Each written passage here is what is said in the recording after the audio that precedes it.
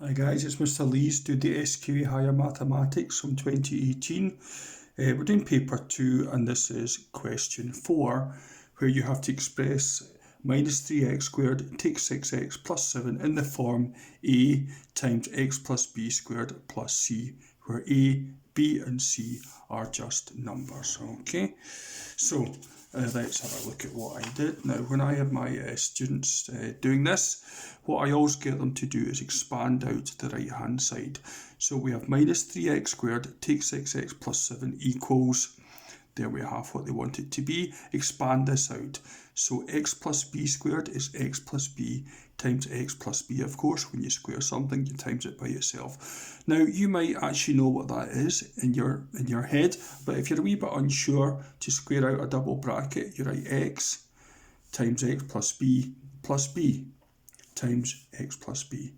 So you have x times x squared, plus bx plus b squared. So you have x squared plus 2 lots of bx plus b squared, and that's what that is there.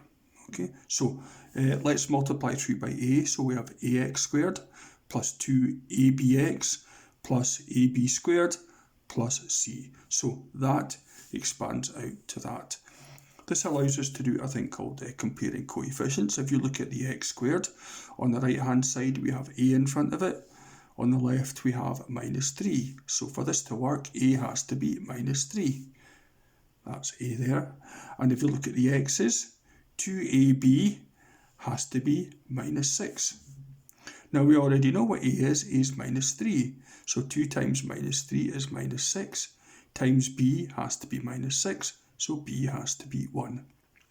And looking at the last thing, we have ab squared plus c. This has got nothing to do with x's. So ab squared plus c has to be 7. There we have it there. Now we know what a and b are. So we have minus 3 times 1 squared gives you minus 3. Plus c has to be 7. So c has to be 7 add 3. So c has to be 10. So we now know what a, b and c are, so we can put them in. Minus 3 times x plus 1 squared plus 10. Okay, hopefully that was useful.